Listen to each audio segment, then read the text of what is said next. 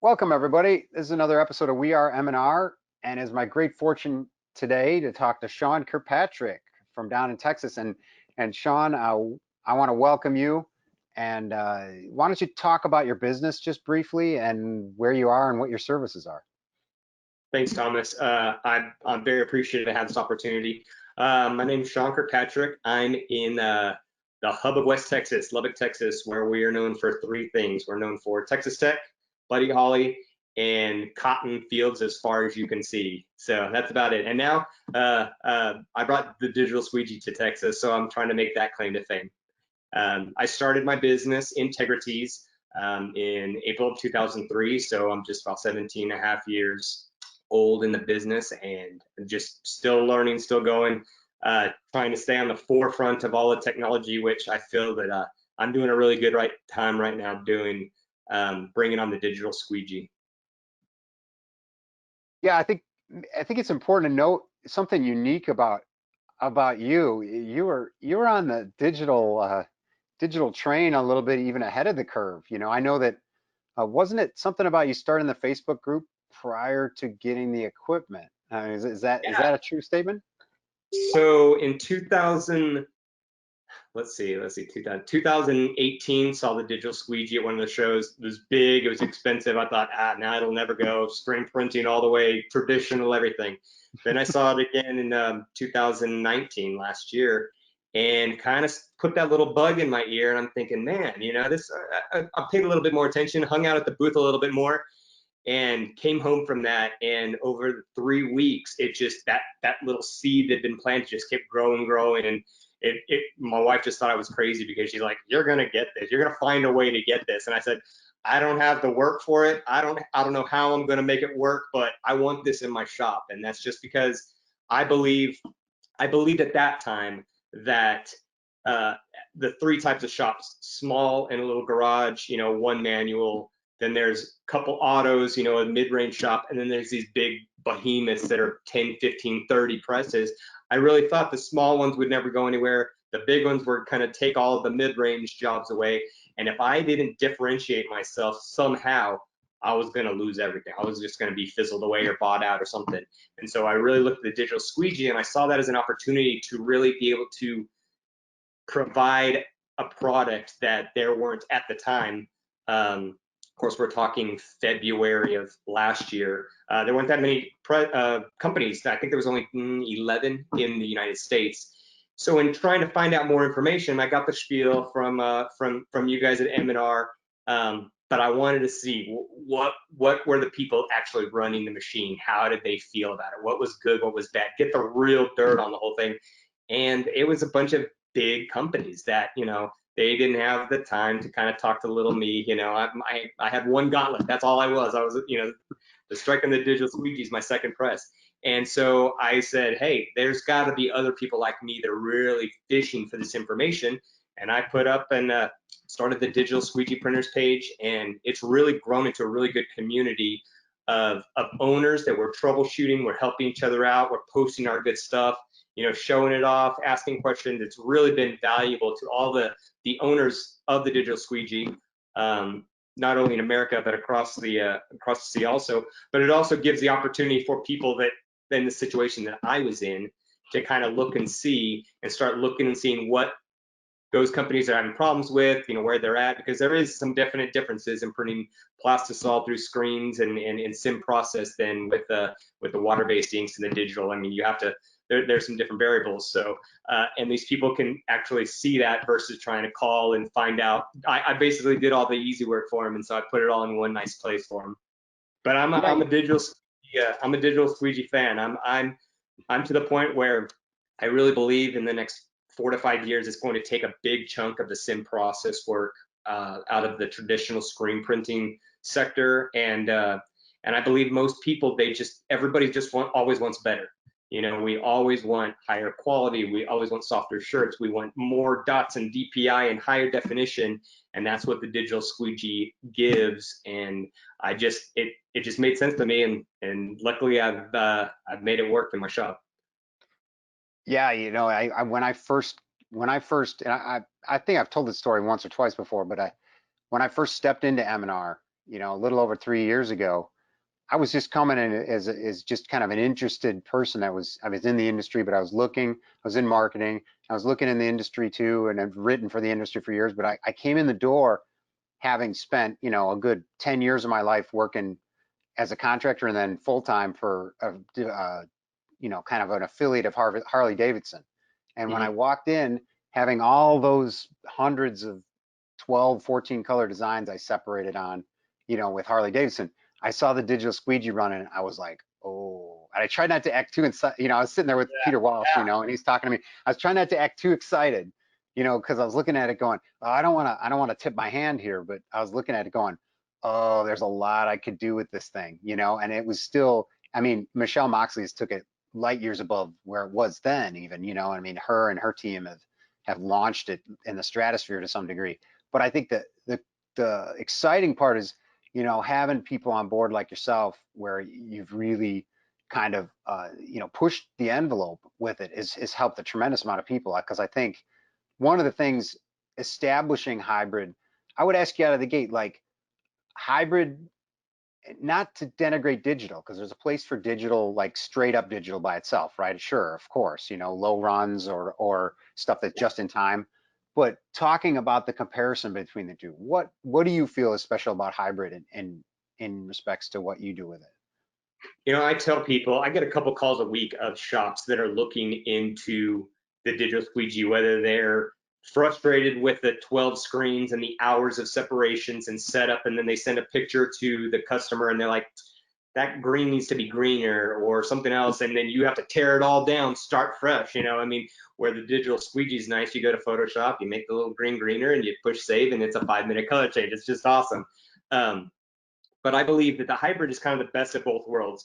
And I just had a job recently taken over that they they've mainly had some DTGs and they're printing shirts on them, and the orders went from 40 shirts to 400 shirts, and over multiple designs, and they just knew that they couldn't have that capacity in their shop with their DTG machines. And so they contracted out to me, and they're finding that there is a difference. You've got the ETG. It's a pure machine doing all of it. You've got no analog. You've got no screen tension variables. You've got no, I mean, it does its thing, but you also are stuck to 100% cotton. It also takes a lot of time to print one shirt with the pre-treating and the heat pressing and everything. So we've got that factor. Then you got traditional screen printing that everybody knows that you can set up and you can run, but between sim process, the first print's going to look different than the 150th print, just because of different inks and stuff meshing. But the digital squeegee, it's really nice because once you get them set up, first print, last print, over 1,000 shirts, it's going to look exactly the same. And it just allows you to put digital prints on blends, tri blends, 100% poly, stuff that's not even available to DTG. And what's really exciting, and I'm trying to push the limits, and Michelle is just an inspiration to me with a bunch of that stuff, is the special effects. DTG will never be able to put a glitter or a foil or puff ink or any of those really cool special effects that turn a good shirt to a wow shirt, and the hybrid just allows for that. And I don't really think that with us 30 something shops in America, I don't even think we've even touched the limits of what really is going to come from the digital squeegee over the next couple of years. Yeah, there's some really interesting stuff going on, and it's funny. I was talking to a couple of different ink guys, and one of them in particular, I'm sure you probably know him. He's got a really big beard, but nice guy. But the interesting thing in that discussion was, it's like, it's not so much about um, designing, redesigning screen prints for the digital squeegee. It's more like you're designing for hybrid specifically out Yeah. of the gate. Now, that was an interesting, take, because it was like, that made me rethink it too, because I was like going, yeah, because if you think differently out of the gate, then you're not trying to replicate a screen print, Yeah. and it's important that you don't do that because the inks work differently, but I would be interested for you to talk to that briefly, coming from your screen printing background and having all that knowledge, and then having to modify for hybrid with the different opacities and different things, and you know, that learning curve. I think that to some degree that might make people nervous, but maybe you could speak to that briefly. Yeah, I'd never, well, I say never. I had printed or attempted to print water-based inks twice in the 16 years up into deciding I was going to get a squeegee, and had failed miserably in both of them. And I come from Texas. It's hot. It's dry. I failed at it both times. I said, I'm never going to do this again. And then I got the digital squeegee, and I was like, well, I better learn real quick because in 8 weeks it's going to arrive, and I better be good at it. So luckily, with the digital squeegees, we're using high solids acrylics, and so those, right out of the bucket when I did my training up at M&R, they were adding ink, and I said, oh, I had only used real low solid, dripping, pouring ink onto the screen and stuff, and I said, I thought we were using water-based ink, and I said, that's what this is, and it's a high solid acrylics, and it was just it looks and feels and acts kind of like a creamy plastisol. And so that makes it a little bit easier on the get-go. Right now you're only using whites and some bases and some dye blockers, so you're not worrying about Pantone mixing and stuff for the most part. I think it's a little daunting for a lot of people that haven't ever printed water-based, and they think, oh man, I can't do this. It's a change of an emulsion, so you get some dual cure, so it stands a little bit longer, and the water-based kind of is a little bit more aggressive, but that's not that hard. We've got some, being in West Texas, we've got some big portacools that they adds about 40 gallons of water to the air a couple times a day, and so we've got a little humid. We're trying to stay cool, but it's a dual effect that we kind of keep our shop humid. So we've got some nice humidity which keeps the water-based inks from drying out faster. We've never had. Personally, we use the Magna line, and we've never had any issues with it drying in screens or anything like that. We can even push it back over lunch and kind of wipe it off and take an hour lunch. And we come back and start it over again. I mean, they're really inks that break the trend of what people think are water-based inks.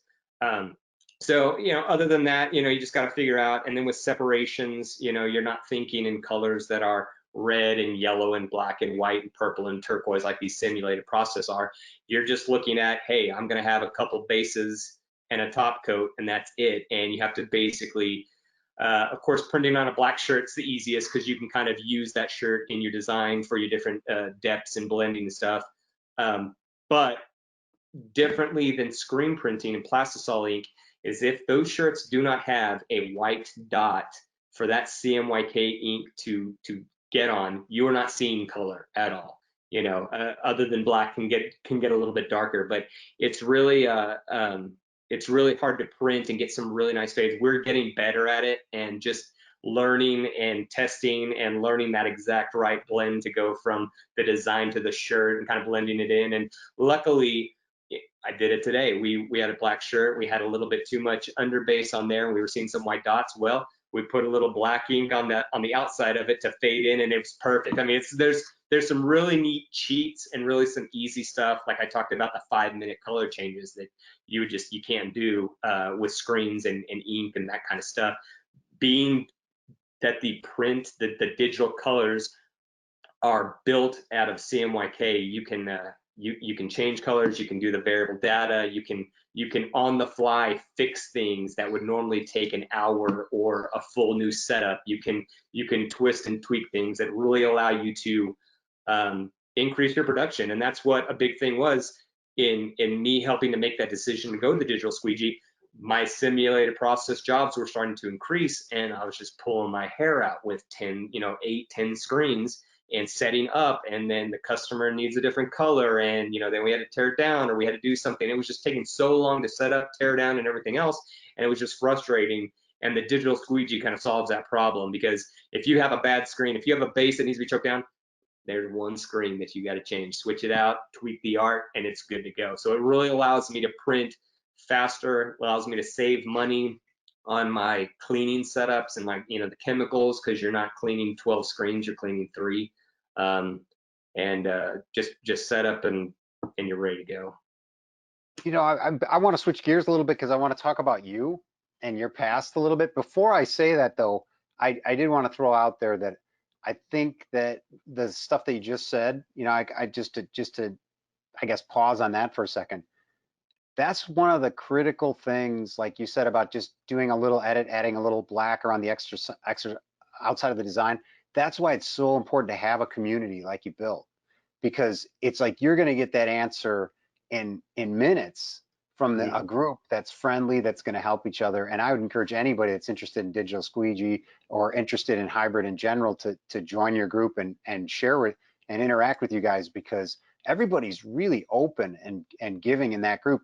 And it's hard, man. I mean, screen printing by itself is hard, and simulated process is hard to get right out of the gate. You know, how many times doing sim process did you have to reburn multiple screens or remix an ink? But with the digital squeegee, it's a different channel. Like there's little tweaks you can make even faster, and a lot of you have done those. Like you figured them out already. So then if you have a community, somebody can come in there, and you're always getting different art, right? I mean, there's always something weird about the It's art. They're all like sending exactly. oversaturated RGB or whatever, and it's like, you know what I mean. So it's like that's a big deal. Yeah. But Well, and disclaimer that I put the digital squeegee the page together, and right now it's for the most part for the owners, the ink manufacturers, M&R, and people that are pretty serious about getting into digital squeegee. I got a lot of people that Facebook now is saying, "Oh, hey, you're a screen printer, digital squeegee and stuff," and so I'm like, you got to kind of you got to answer all my questions, and then I kind of go back and kind of try, if your shop is a four color manual in your garage, and you say you're looking at getting the digital squeegee, I kind of say, hey, let's think 6 months down the line and let's see how serious it is.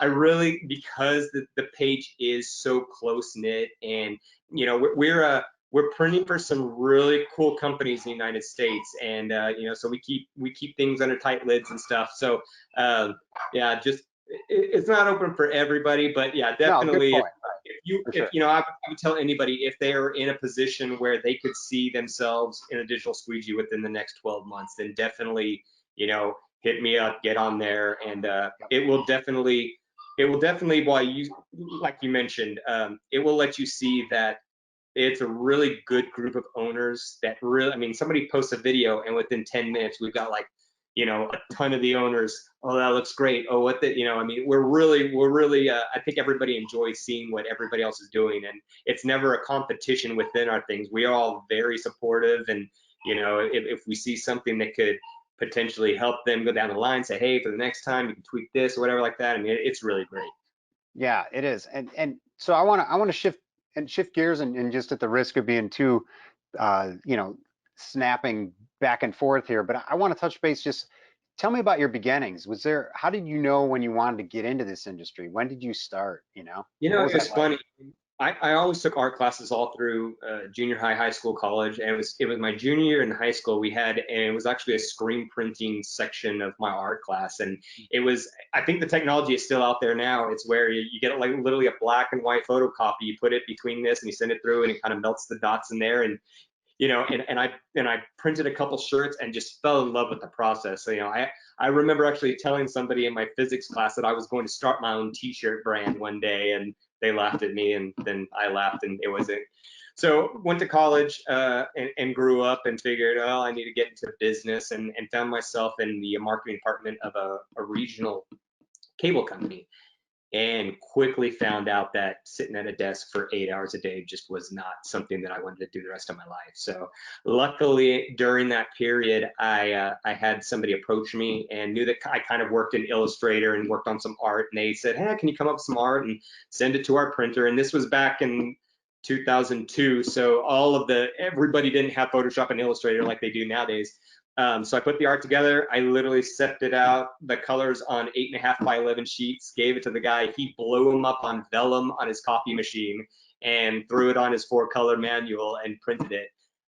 Said I did a great job, asked me if I wanted to continue. And so I was a freelance artist and separator for $15 per color for him. And every time I brought art to him, I kind of watch, kind of look around and say, well, this is something I could see myself wanting to get into. And that was just the end of it. I researched, got a little 6 color manual, and I thought, oh, I've got a college degree. This looks easy. I can do that. And I quickly learned that uh, learning to screen print, it was going to be a lifelong experience, not something that you can just pick up in a couple of weeks. But um, yeah, that's it. We opened in April of 2003, and it's the industry that I will die being a part of. I've just enjoyed it. The people are great, the industry is great, and you know, I really enjoy. One of the most things I enjoy about it is every job is different. It never feels robotic, even though we're pushing ink through a screen onto a t-shirt every day, all day. Every job has its own little nuances and different ways of printing it. You've got to always be on top of your game and all the different variables of screen printing, and it keeps me on my toes, and just everything's exciting. And luckily with the digital squeegee, I get to see a little bit more high-end art than your typical three-color high school or church art or something like that. So it makes it even more exciting when I see this really badass art come my way and I get to print it. I mean, I'm really proud of it. That's a great story, Sean. Thanks for sharing, man. One of the things I think a lot of this area, like you've mentioned, hasn't been really tapped yet for hybrid, which is there's some areas specifically where I was thinking, in regards to, like I said, I used to work for Harley Davidson, but I would do occasionally some freelance, as I'm bouncing in and out of the industry. And one of the most painful ones was doing like the mud racing cars and doing NASCAR, doing stuff like that, because you would have, and I'm not kidding you, you'd have 60 logos sometimes to try to, you know what Like I all mean, the to try to figure out how do you, and they all want their spot color in the logo on the vehicle, you know what I'm saying?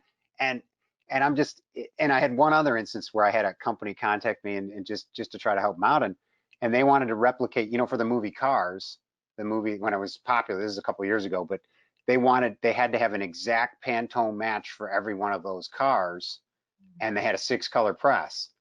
And I was yeah. like, and with shadows and everything else. And I was thinking, and now I've talked to, smaller printers and everything, and I'm like, dude, that's a hybrid print. I'm just like, you're just, they need to shop. They need to find somebody that is a digital squeegee, and they need to shop it, because it's like trying to, trying to reinvent the wheel or trying to make it work. Uh, there's just such a high percentage of work versus what I know can be quickly done if you have the right technology, and I think that we're still kind of seeing that, unfortunately, with the recent madness that's going on. I think there's going to be, there's definitely, it's good and it's bad, right? There's a lot of push to not inventory as much, which could be an advantage, especially from the hot market side of things. And when we see that reboot, we may see a lot of people, knocking on your door, hopefully for that kind of stuff, But I'd be interested as far as like what other hurdles or roadblocks have you overcome? I mean, obviously there's the recent one. I don't know how that affected you guys down there. If you want to talk to that or some other challenges, because we don't want to think it was all, roses and, harp music for you from the minute you decided to be a screen printer, right? I hate talking about this because I know there's so many print shops that are just hurting or closed down or whatever like that. But um, about 7 years ago, I found my niche. And Mark Coudray says the riches are in the niches. I found my niches being women's clothing brands for those boutiques, and I helped grow one down here in Texas to be just ungodly large. And I basically formed my shop around being able to get a couple brands, really give concierge service so they can text me at 10 o'clock and we're going to talk about what's being printed tomorrow to be picked up. And I go out of my way to make them feel very comfortable and very confident that they're going to get what they want and get what they need in a timely manner.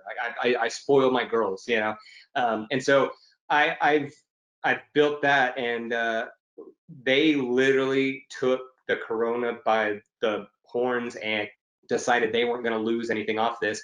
And they did lots of marketing and they sold a ton of stuff, which then in turn kept me very, very busy. So I've been very blessed that my customers, I didn't do a lot of schools or concerts and events or anything like that. So the corona really didn't affect me like I thought it was going to.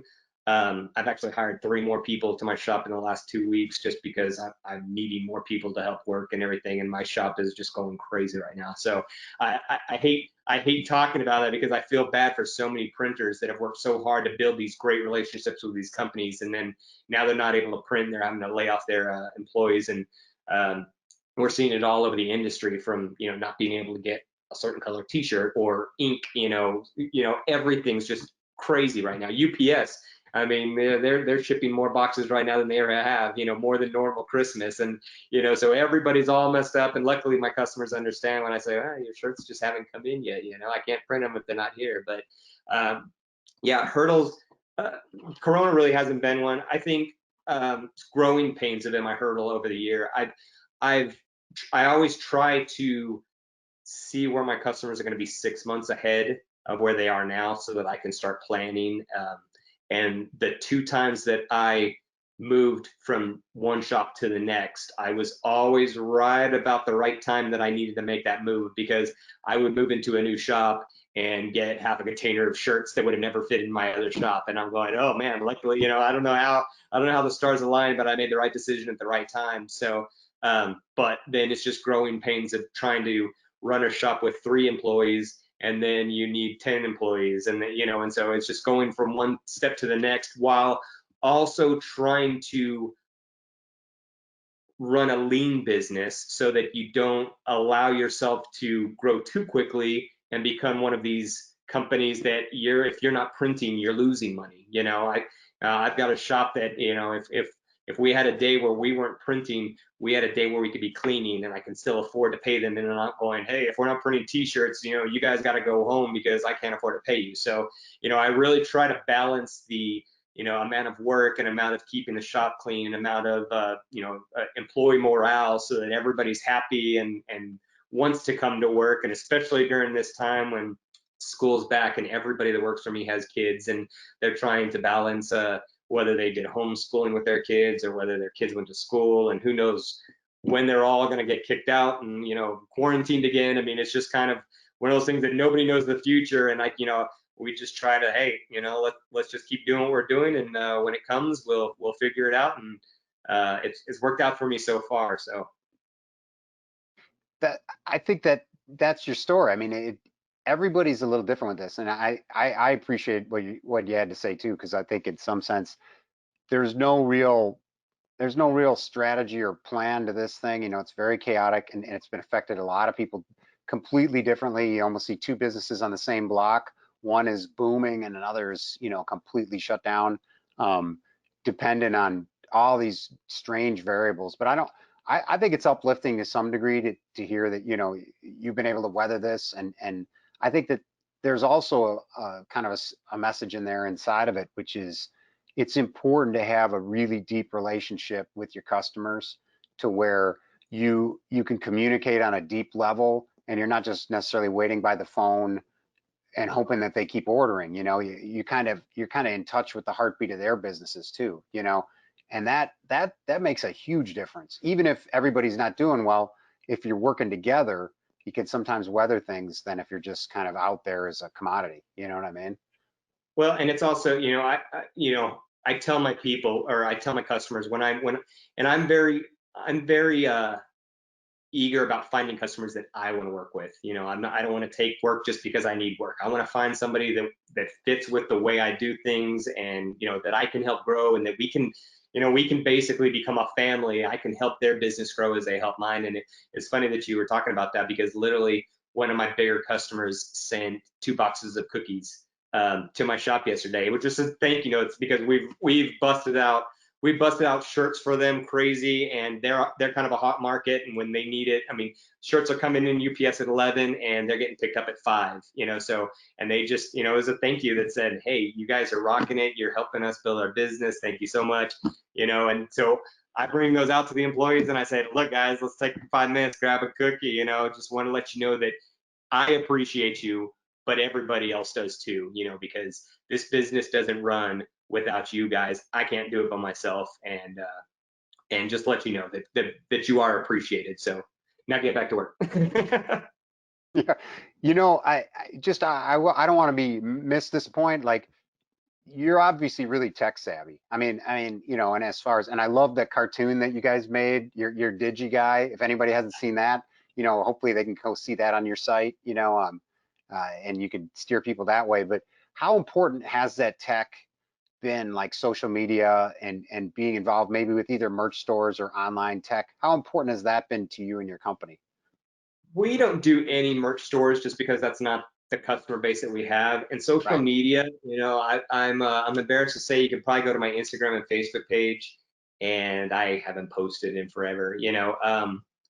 I probably should more, but we've just been so slammed that I haven't had to. I think a lot of people, if they're slow, then they get to spend that time marketing to build their business. And right now, I've kind of got more business than I need, so we're trying to weather the storm. So I haven't done any marketing. I kind of put more of my time into the Digital Squeegee page just because I have a passion for it, and I've always been proud about being kind of more on the technical side, like you had mentioned, and um, just the whole idea of a machine taking over somebody setting up and registering, 12 screens and colors and being able to print 300 DPI and print all these great things.